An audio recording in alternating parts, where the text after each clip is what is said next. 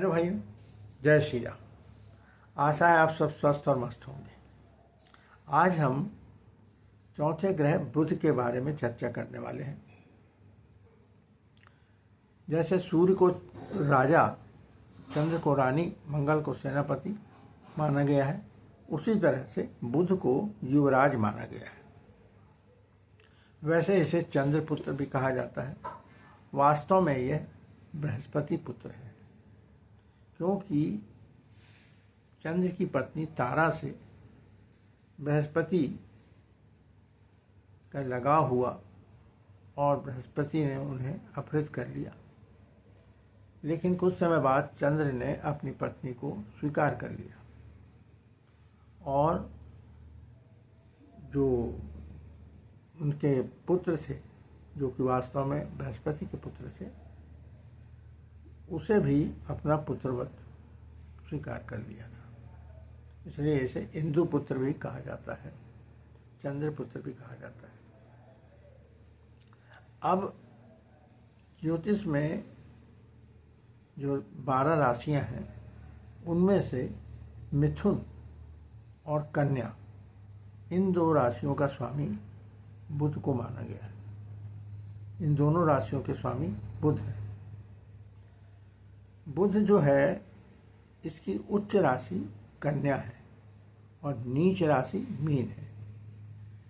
बुध की जो उच्च राशि कन्या है, उसमें 1 से 15 अंश तक यदि बुध है तो उसे कहा जाएगा कि यह उच्च राशि में। 16 से 20 अंश तक यदि बुध कन्या राशि में है तो उसे कहा जाएगा यह बुध मूल त्रिकोण राशि में है।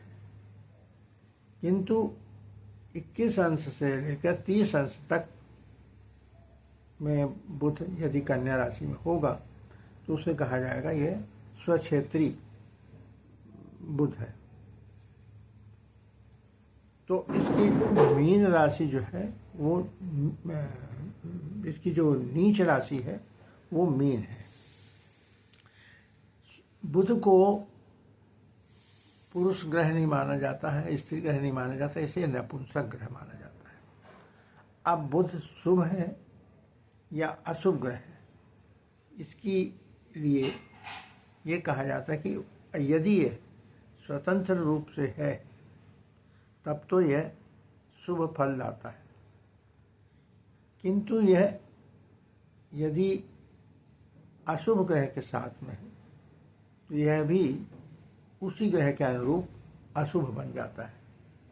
शुभ ग्रह के साथ में शुभ रहता है और अशुभ ग्रह के साथ में अशुभ फल देता है।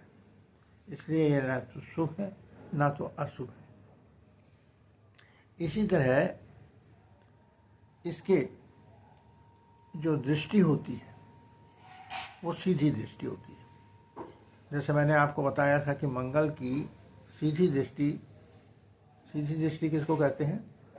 अपने से 7वें ग्रह को देखना, 7वें भाव को देखना, वो दृष्टि सीधी कही जाती है। और मंगल की चतुर्थ दृष्टि भी होती है और 8वीं दृष्टि भी होती है। वो 4थे भाव को भी देखता है और 8वें भाव को भी देखता है, जिस स्थान में वह बैठा है वहां से। किंतु बुध के साथ ऐसा नहीं है। बुध जो है वो एक सिर्फ सीधी दृष्टि रखते हैं, 7वें भाव पे देखते हैं। जो बुध है वह बुद्धि का कारक है, बुद्धि कारक होता है।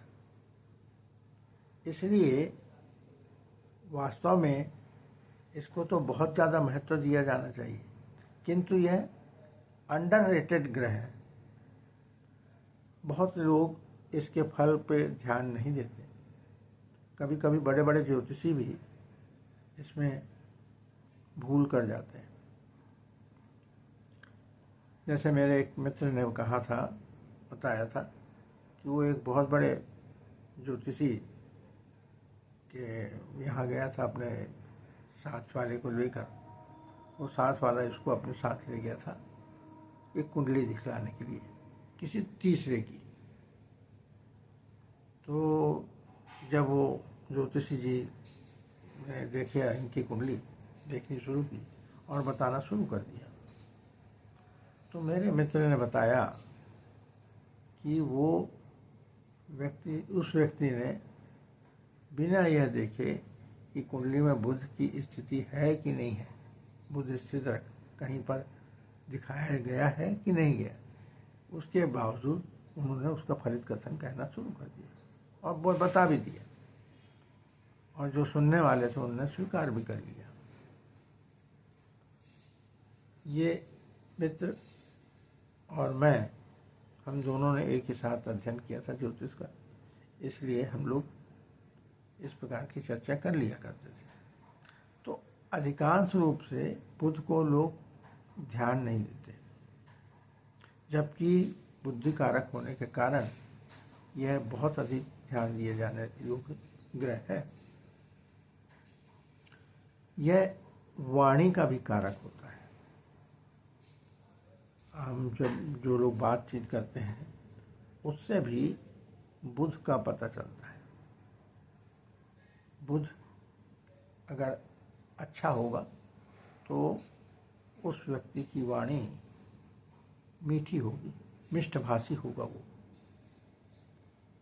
और उसकी भाषा बहुत अच्छी भाषा होगी। और यही उसके विपरीत स्थिति में यदि बुध अशुभ है तो उसकी वाणी में प्रभाव पड़ जाता है। अब ये इसका स्थान कहाँ पाया जाता है? विद्वानों से युक्त घर में बुध का स्थान माना जाता है। इसकी दिशा उत्तर दिशा मानी जाएगी।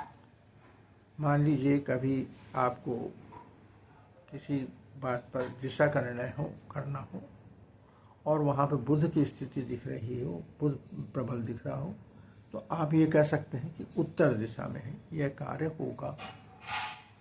वहाँ दिशा का निर्णय लेते समय उसका तत्व इसका पृथ्वी है, गुण इसका राजसी है। जैसे सात्विक, तामसिक और राजसी 3 गुण माने गए हैं, उसमें से राजसी गुण बुध में पाए जाते हैं। इसके देवता जो हैं, वैसे तो शास्त्रों में विष्णु भगवान का है, किंतु इनके बुध के लिए देवता या तो गणेश जी भी होना चाहिए और सरस्वती। विष्णु जी के साथ साथ गणेश और सरस्वती को भी यदि जोड़ लिया जाए तो ज़्यादा बेहतर होगा मेरे हिसाब से। इनको विद्या का कारक अगर देखना हो तो इनको किस प्रकार की विद्या, तो ये शिल्प कला के को द्योतक है, शिल्प कला का द्योतक है। बुध जो है कौन सी विद्या? शिल्प कला की। इसके मित्र कौन से ग्रह होते हैं? इसके मित्र हैं सूर्य और शुक्र, जबकि शत्रु चंद्र और मंगल, और बृहस्पति जो है वो सम माना गया है। अब मित्र, और ये तो नैसर्गिक मित्र हो गए। इसके साथ साथ जब आप फलित कथन करने जाएंगे तब आपको ये भी देखना होगा कि वास्तव में कुंडली में ग्रहों की क्या स्थिति है। तो ग्रहों की स्थिति के अनुसार वो ग्रह की मित्रता शत्रुता बदल जाती है। वहाँ पर आपको तात्कालिक मित्र भी देखना पड़ता है। तात्कालिक मित्र वो होते हैं जो 2, 3, 4, 10, 11, 12 इन भावों में बैठे हुए ग्रह तात्कालिक मित्र कहे जाते हैं। जैसे मान लीजिए बुध कहीं भी बैठा हो, उसके दूसरे स्थान पर यदि शुक्र बैठा हो तो यह कहा जाएगा कि वह तात्कालिक मित्र है। तीसरे स्थान पर शुक्र बैठा हो तो भी वो तात्कालिक मित्र कहा जाएगा। उसी तरह से तात्कालिक शत्रु, तो जैसे मैंने आपको बताया 2, 3, 4, 10, 11, 12 भाव, ये भावों की संख्या बता रहा हूँ। तो उसी तरह से 1, 5, 6, 7, 9 1, 5, 6, 7, 8, 9, ये इन ग्रहों में, इन भावों में यदि कोई ग्रह बैठा हो तो वह उसका तात्कालिक शत्रु हो जाता है। मान लीजिए मंगल चौथे भाव में बैठा है, तो वहाँ से यदि आप मंगल से गिनेंगे तो मंगल, बुध, गुरु, शुक्र, चौथे घर में बैठा है, तो चौथा 4, 5, 6, 7, 8, अगर 8वें भाव में जो भी ग्रह होगा वो मंगल का शत्रु कहलाएगा। जिस भाव में मंगल बैठा है उस भाव से पहले 5वें, 6वें, 7वें, 8वें और 9वें स्थान में बैठे ग्रह वो उसके तात्कालिक शत्रु कहलाएंगे। तो जब आपको मित्रता और शत्रुता का निश्चय करना हो तब आपको नैसर्गिक मित्र और तात्कालिक मित्र, इन दोनों का ध्यान रखना होगा। कुमार अवस्था में, यानी व्यक्ति की जो कुमार अवस्था होती है, समझिए 10 साल से, 9-10 साल से, वो कुमार अवस्था कहलाती है। उस अवस्था पर बुध का अधिकार माना गया है।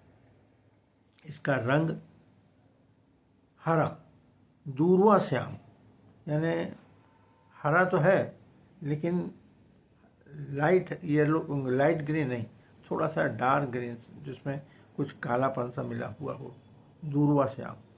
दूरवा का मतलब दूब, तो दूब जैसा कलर इसमें हो तो वो रंग बुध के लिए माना गया है, बुध का माना गया है।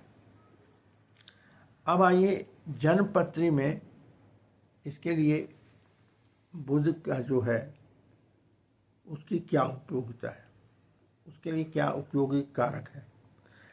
जैसे आपको मामा के बारे में देखना हो तो आप बुध से निर्णय लेंगे। बुध का भाव तो देखेंगे ही आप, भाव आप कहाँ से देखेंगे? भाव के मामा के लिए देखने के लिए आपको 6वां स्थान देखना होगा और उसके साथ साथ बुध की स्थिति देखनी होगी। तो मामा का देखना हो, बुद्धि के बारे में देखना हो, वाणी के बारे में जानना हो, या आपको उसकी ख्याति, उसके विद्या, बंधु, इन सब के बारे में जानना हो तो बुध का आपको अध्ययन करना होगा कुंडली में। ज्योतिष, अंक ज्योतिष, गणित, भाषा, इन सब पर भी बुध का प्रभाव रहता है। और वे व्यक्ति जो बुध से प्रभावित होते हैं वो कवि, लेखक, व्यापारी, सेक्रेटरी, क्लर्क, साहूकार, दुकानदार, मनिहारी के दुकानदार, ये सब बुध से प्रभावित व्यक्ति मिलते हैं। प्रश्न कुंडली में यदि आपको विचार करना हो, यदि आपके पास कोई आता है कि भाई शिक्षा में सफलता मिलेगी या नहीं, या ज्योतिष में हमारे को सफलता मिलेगी या नहीं, तो आपको बुध के बारे में, कुंडली में बुध की स्थिति को देखना होगा कि बुध की क्या स्थिति है। उसके बाद आप उस पर निर्णय ले सकते हैं। ज्योतिष में बुध जो है वो ज्योतिष के लिए तो बहुत ही उपयोगी कारक ग्रह है, क्योंकि मेरे को इसका इसलिए भी अंदाज है कि जिस समय बुध की दशा चल रही थी उस समय ही मैंने ज्योतिष में मेरी रुचि बढ़ी और मैंने ज्योतिष सीखी बुध की दशा में। तो बुध जो है वो ज्योतिष के लिए बहुत ही आवश्यक तत्व, और खास तौर से यदि अंक ज्योतिष कर रहा हो कोई तो वो भी बुध से ही प्रभावित होगा। अब इससे संबंधित जो लोग, इनका व्यवसाय क्या हो सकता है, ये होंगे वैद्य, ज्योतिषी, साहूकार, दर्जी और मूर्तिकार, शिल्पकार, शिक्षक, ये सारे लोग, कवि, लेखक, क्लर्क, ये सारे लोग बुध से प्रभावित, अकाउंटेंट, इससे प्रभावित व्यक्ति इन कार्यों में आपको मिलेंगे। अब देखिए, बुध जो है उसमें एक और खास बात है। यदि बुध स्वतंत्र रूप से हो लग्न में, या उस पर कोई अशुभ प्रभाव ना हो, तो वो व्यक्ति हंसमुख, मिलनसार होता है और उम्र से कम नजर आता है। हमेशा जो उसकी उम्र होगी उससे वो कम नजर आने वाला व्यक्ति होगा। यदि उसका बुध लग्न में हो, शुभ हो, उस पर किसी बुरे ग्रह की दृष्टि ना हो। बुध अगर सूर्य के साथ हो तो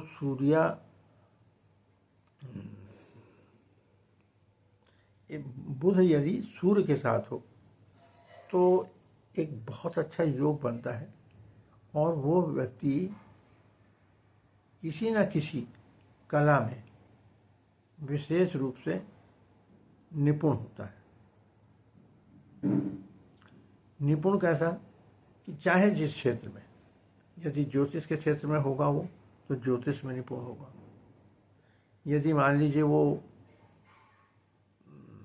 सिलाई करता होगा तो वह सिलाई में उसमें निपुणता होगी।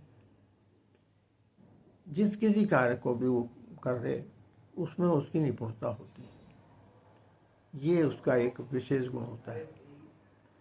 उसके साथ साथ उसको ख्याति भी प्राप्त। किंतु यहाँ भी ध्यान रखने योग्य है कि सूर्य अस्त ना हुआ हो। देखिए क्या है, सूर्य जो है, बुध जो है सूर्य के सबसे निकट होता है। सारे ग्रहों में सबसे निकट अगर कोई है तो बुध है। तो इसलिए आप कुंडली में भी देखेंगे तो आपको कुंडली में कभी भी सूर्य के साथ में ही बुध मिलेगा, या एक घर आगे या एक घर पीछे। इससे ज़्यादा दूरी बुध की नहीं होती। तो सूर्य, बुध, शुक्र ये पास पास ही रहते हैं। या तो जैसे मान लीजिए लग्न में है सूर्य, तो लग्न में उसके साथ में ही होगा, या फिर वो 12वें भाव में होगा, या फिर वो दूसरे भाव में होगा। तो ये सूर्य के साथ उसका फल हुआ। ऐसा व्यक्ति कुशाग्र बुद्धि का और किसी विशेष क्षेत्र में निपुणता हासिल करने वाला होता है। यदि यह ग्रह बुध शुक्र के साथ में तो उसके जो है भाषा में उसे प्रवीणता होगी। उसकी भाषा बहुत अच्छी होगी, लैंग्वेज बहुत अच्छी होगी। मंगल के साथ है तो गणित में उसको प्रवीणता हासिल होगी। और यदि वो शनि के साथ में है तो उसको तत्व ज्ञान प्राप्ति होगी। तत्व ज्ञान में तत्वज्ञानी होगा वो। अब ये जरूरी है कि बुध जो है वो किसी तरह से अस्त ना हुआ हो, अस्त ना हो, और अन्य दूसरे ग्रहों का इस पर प्रभाव, अशुभ ग्रहों का प्रभाव इस पर ना पड़ रहा हो, तब आपको इसमें आप अच्छे फल मिलेंगे। अब देखिए, प्रबल बुध के जिसमें होगा, जिसमें बुध प्रबल होगा, मजबूत होगा, उस व्यक्ति में क्या आपको खासियत मिलेगी? वो व्यक्ति हास्य प्रिय होगा, हंसमुख होगा, उदार होगा, उसकी भाषा अच्छी होगी, मिष्टभाषी होगा और चतुर होगा, बुद्धिमान होगा, राजनीति में माहिर होगा।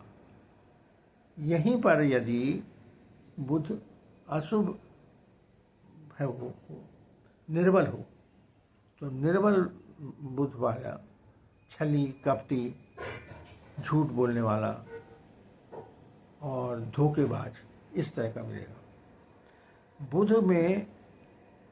बुध अपनी स्थिति के अनुसार दो प्रकार के उसमें आपको व्यक्ति मिलते हैं, दोनों ही एक दूसरे से विपरीत होते हैं। तो ये बुध की जो स्थिति होती है कि वो किस भाव में बैठा है, किन किन भावों में बैठा है, तो किस प्रकार का व्यक्ति होगा, और किन भावों में बैठा है तो दूसरे प्रकार का व्यक्ति होगा। ये लंबा विषय है, तो ये अभी मैं इसमें अभी अपन नहीं जाएंगे। और इसके रोग का, तो रोग का ऐसा है, रोग का निर्णय करने के लिए यदि बुध पर जो बुध रोग कारक ग्रह हो तो छठवें से भाव से संबंध हो, छठवें भाव का स्वामी हो और अशुभता लिए हुए हो, तो स्नायुविक दोष, मस्तिष्क रोग, पागलपन, मिर्गी, दमा, कफ की अधिकता, त्वचा संबंधी रोग, ये सारी बातें आपको रोगों के बारे में निर्णय करने पर आप ये निर्णय ले सकते हैं कि इस रोग से पीड़ित हो सकता है वो व्यक्ति। अब आ जाइए, इसके साथ साथ एक चीज और है, यदि बुध किसी प्रकार से रोग, शत्रुता इसमें दिखा रहा है तो उसको भूत प्रेत की पीड़ा से संबंधित भी हो सकता है। अब हम आते हैं इसके उपाय के बारे में। तो उपाय के लिए आप एक चीज याद रखिए कि हमको दुर्गा सप्तशती का पाठ इसके लिए बहुत लाभकारी है। यदि बुध हमको कष्ट पहुंचा रहा हो, हमारी कुंडली में बुध अशुभ हो, हमें पीड़ित कर रहा हो, तो दुर्गा सप्तशती का पाठ, बकरी को अनाज देना, हरी पत्तियां खिलाना, इसके साथ साथ रत्न में पन्ना इसके लिए उपयोगी होता है। और पन्ना तो क्योंकि बहुत महंगा आता है और साथ ही साथ दोषपूर्ण भी अधिकांशतः दोषपूर्ण पाया जाता है, तो इसलिए पन्ना के स्थान पर आप जेड को भी धारण कर सकते हैं। और जेड भी यदि आपके लिए महंगा लगता हो तो आप ग्रीन ओनेक्स पहनिए। यह वही फल आपको, जो फल पन्ना देगा वही ग्रीन ओनेक्स भी देगा। ग्रीन ओनेक्स सबसे सस्ता रत्न है, लेकिन फल देने में वह किसी प्रकार से भी कम नहीं है। ये नहीं है कि यह महंगा पत्थर होगा तभी आपको फल प्राप्त होगा। इसके साथ साथ आपको बुध के अशुभता दूर करने के लिए आपको एक दो तीन बातों का और ध्यान रखना है कि आप अपने बंधु बांधवों से अच्छा व्यवहार रखें। आप अपने मुंह से अपशब्द, गालियां ना निकालें, अपनी वाणी को शुद्ध रखें, तो आपको बुध के अच्छे फल मिलेंगे। यदि आपका बुध अच्छा भी है और यदि आपने उसको किसी प्रकार से अपशब्दों का आप प्रयोग करते हैं तो उस स्थिति में आपको बुध के अच्छे फल प्राप्त नहीं होंगे। इसके साथ साथ फिटकरी से दांत मांजना, या फिटकरी को अपने साथ रखना, या फिटकरी को आप निगेटिविटी दूर करने के लिए घर में यदि आपके झगड़े झंझट होते हों, कलह हो, तो उसको दूर रखने के लिए आपको इसे अपने जो दरवाज़ा है, मुख्य द्वार, उसके जो पायदान है उसके नीचे आप फिटकरी को रख दें, तो इसका आपको लाभ मिलेगा। इसके साथ साथ नाक का छेदन, तो नाक यदि आप छिदवाते हैं तो भी वो बुध को शांत करने के लिए फलदायी होती है। तो ये उपाय किए जाते हैं। और एक चीज़ और है, गणेश जी की आराधना। गणपति सर्वशीर्ष का पाठ, गणपति की पूजा, गणपति को दूर्वा चढ़ाना, इन सब से आपको इसमें राहत मिल सकती है। तो आज मैंने आपको एक संक्षेप में बुध के बारे में जानकारी दी, जो आपके लिए फलित कथन में उपयोगी होती है। अगले अंक में मैं आपको गुरु के बारे में बताऊंगा, गुरु अर्थात बृहस्पति ग्रह के बारे में बताऊंगा। तब तक के लिए अभी आपसे आज्ञा चाहता हूं और आपसे निवेदन करता हूं, यदि आपने सब्सक्राइब न किया हो तो कृपया सब्सक्राइब कर लें, साथ ही साथ लाइक, शेयर और कमेंट करें। बहुत बहुत धन्यवाद। जय श्री राम, जय श्री कृष्ण, हर हर महादेव।